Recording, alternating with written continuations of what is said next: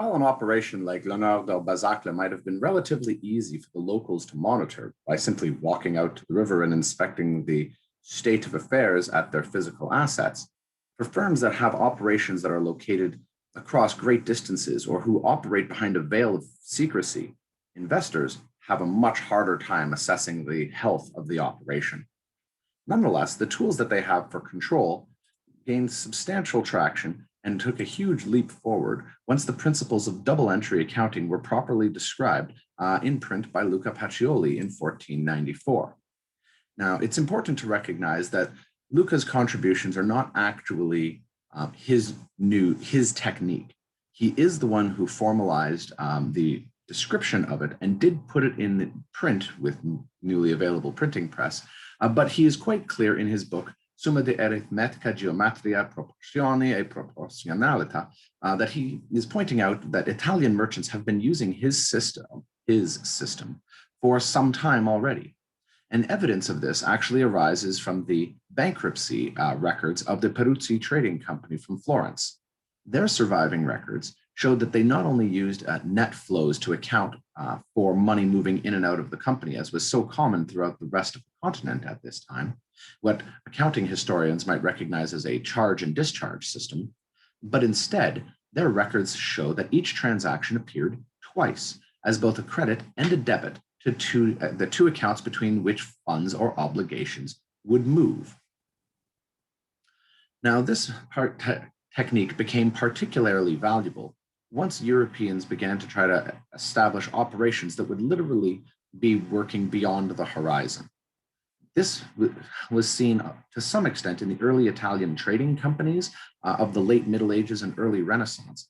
But once European navigators had managed to find their way around the Cape of Good Hope in the late 15th century, then the economics of trade between Europe and the Indian Ocean changed dramatically. In this type of situation, there had been always a lot of frictional costs between these suppliers of raw goods like spices from the Andaman and Nicobar Islands and European consumers, literally thousands of miles away. Numerous middlemen had been involved, each one of them marking up the prices of goods and concocting, in many cases, complex stories to justify enormous markups. Some of the best stories from the Silk Road of the Middle Ages describe such things as needing to have a donkey in order to gather cinnamon, because cinnamon was actually broken pieces of a nest of a huge bird called a rock. And the only way to gather cinnamon was to present a dead donkey at the bottom of a cliff where a rock lived, so that the giant eagle would swoop down, carry up the donkey to feed its young giant eagles, and thereby break off bits of its fragile nest, which is what cinnamon was reported to be. And so, of course, the cost of cinnamon was enormous because the merchants who were bringing it to market claimed that they had to sacrifice a donkey to gather it every single time. So needless to say, the end consumers in Europe were quite happy with the idea of being able to sidestep Venetian, Ottoman, and Arab middlemen, each of whom were marking up spices and other Eastern products as they made their way towards the West.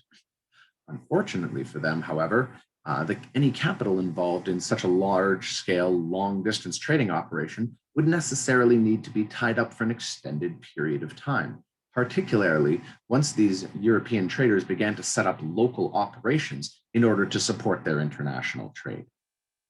In the early years of these types of ventures, outside investors, which is to say those who were not managing the firms themselves, had virtually no ability to verify what the state of affairs was beyond what directors happened to tell them and the occasional remittance of profits. Now, these weren't exactly new challenges because reporting of financials was not particularly well developed at that time, despite Luca Pacioli's contributions a century before. And the idea that we would simply be able to overcome this problem with accounting alone didn't consider the possibility that there might be other challenges associated with this kind of long-distance coordination. As an example of some of these challenges, we can consider the story of Martin Frobisher that you see at the top of the slide here. He was trying to search for another northern route to China, The Muscovy Company had attempted a similar operation in 1555 by sailing over the top of Scandinavia and into the White Sea. They didn't reach China, but they did reach a northern port of modern-day Archangel in Russia. Trying to get around another way, to find a northwest passage, as it were, Martin Frobisher had sailed towards the Americas and far to the north. He didn't manage to get through. However, he did land at various places in the frozen archipelago and returned with ore claimed contained gold.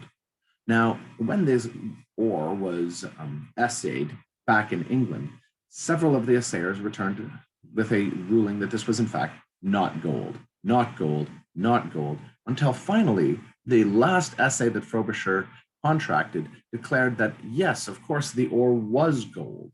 And this led to the ability of Frobisher to raise financing to establish a trading company to mine gold on these northern islands. He raised a considerable sum. Unfortunately, all of these funds were lost as he took his materials, his workers, and himself to mine these northern islands, only to discover that that the environment was rather hostile, particularly in the winters. Most of his crew and workers died in the far north.